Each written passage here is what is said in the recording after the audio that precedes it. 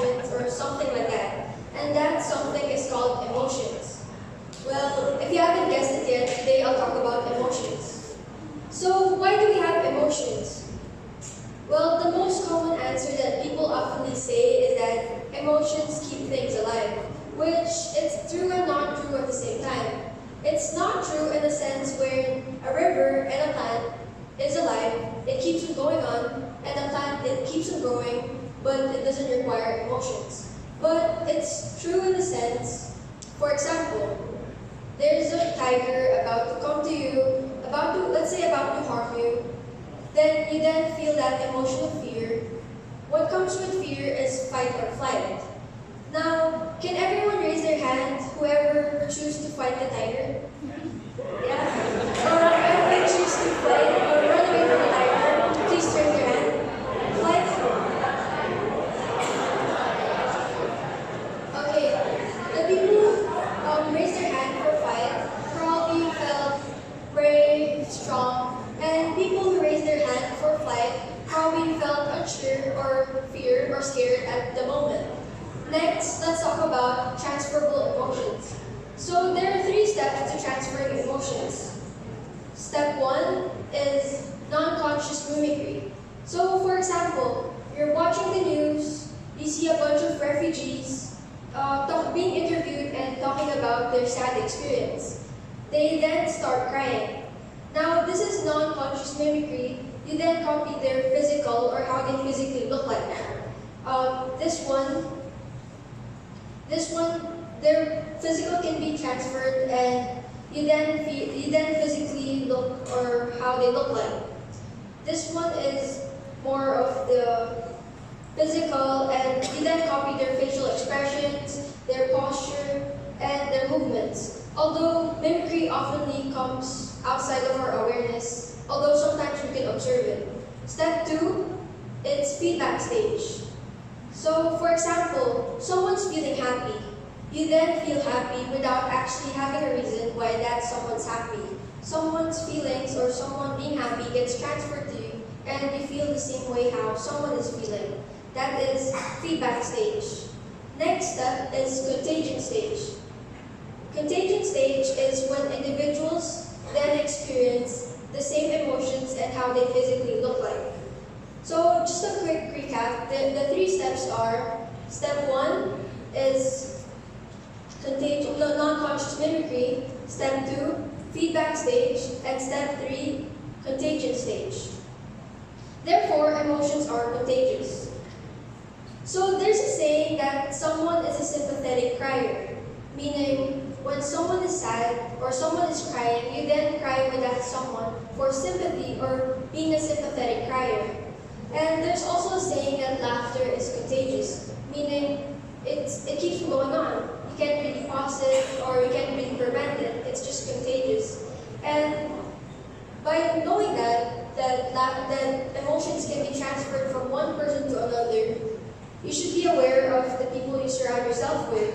Because you wouldn't want to surround yourself with negative thoughts, with sadness. Instead, you should surround yourself with people with happiness, positive vibes, and good energy.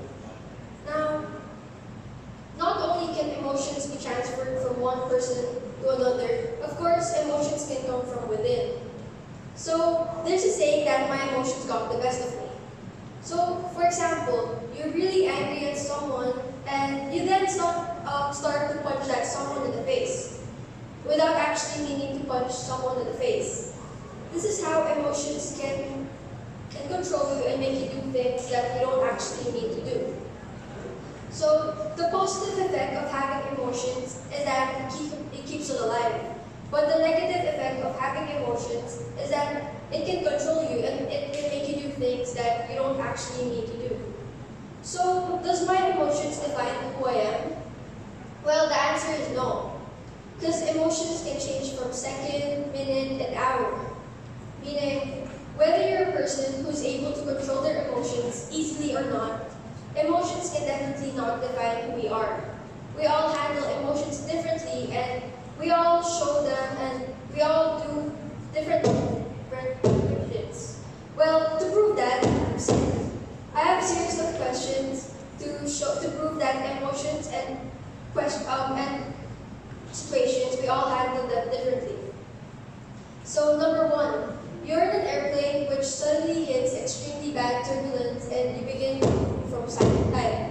What do? A, ignore it. B, monitor the flight. C, a little of both. And D, I'm not sure. So people who choose A, please raise your hand. B, C, and D. Next question. You've taken a group of 4-year-olds to the park and one of them suddenly starts crying because the others won't play with her. What do? A, stay out of it. B, help her. C, tell her to stop crying. And D, distract her. Please raise your hand for A, B, C, and D. And lastly, assume you had hoped to get an A in one of your subjects, but we have just found that you got a C- on the midterm. What do? A, find ways to improve your grade. B, resolve for the future. C, tell yourself it doesn't matter. And D, talk to the professor. So people who choose A, please raise your hand. B, C, and D. So, based on your answers, we all have different answers in different situations. So this proves that we all are unique and we all felt differently towards different situations, meaning we all handle our emotions differently. And you and your emotions are very unique. So lastly, I'd like to emphasize the importance of emotions. So with danger, as an example a while ago, for example, there's a dangerous moment with what comes with fear is fight or flight, which gives you sudden quick response to what to do towards dangerous situations. And next is decision makings.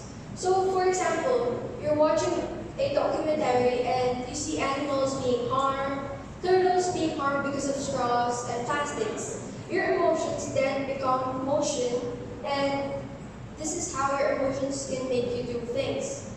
So because of watching documentary, you then feel bad for the animals, you feel that emotion of feeling bad or sadness towards them, and your emotions turn into an action and you use less plastic. Lastly, emotions helps us towards connecting with people.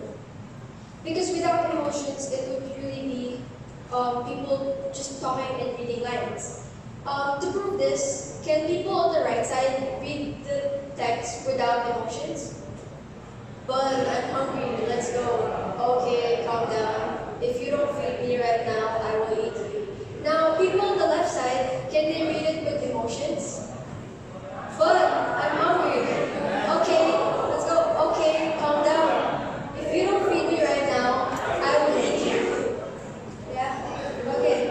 Although we read the exact same lines, reading it with emotions gave it more meaning, and it made us talk and have connections as human beings. And lastly, to end this presentation, can everyone read this quote with me? Emotions are what makes us human, what makes